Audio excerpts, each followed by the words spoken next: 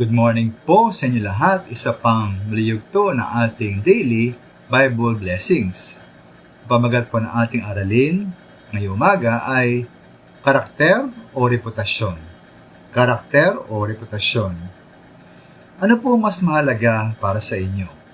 Ang inyong karakter o pagkatao?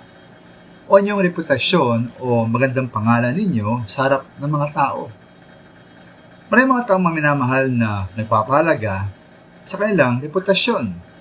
Kaya po sa ating batas, may krimen na libel at slander or oral defamation o paninang puri.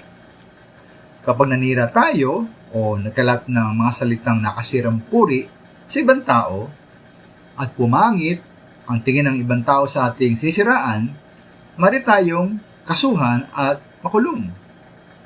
Kaya ang problema ngayon dito ay kung tayo nababahala o nag-aala sa ating reputasyon o isipin ng mga tao sa atin higit sa ating tunay na karakter at pagkatao. Tulad po ni Herodes sa Mark chapter 6 sa Biblia. Hiningi po ng anak na babae ni Herodias ang ulo ni John the Baptist. Ngayon po, kahit alam po ni Herodes ayon sa verse 20 na si Juan ay isang taong matuwid at banal, pinapatay pa rin siya ni Herodes.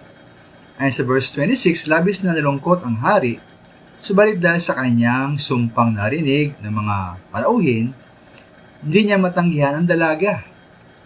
Kasi minamahal, mas mahalaga kay Herodes ang isipin ng mga tao o sa kanya kaysa sa paggawa ng tama at pagtanggi sa mali. Ngayon po, totoo naman na hindi dapat tayo makatisod sa ibang tao o ba tayo magbigay ng pagkapala sa kanila. Ngunit, hindi po dapat natin ikompromiso ang totoo at ang tama. Higit po nating pahalagahan ang ating mga prinsipyo, ang ating karakter, at ang ating pagkatao.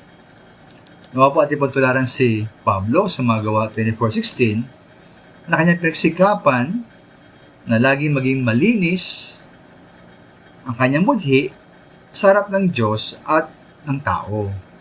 O maminamahal, mahalaga po ang tingin ng mga tao sa atin. Ngunit higit na mas mahalaga ang pamantayan at paghusga ng Diyos sa atin. Ayon po sa ating karakter at pagkatao. Ito po ang paghusgang hindi nagbabago. Maraming salamat po.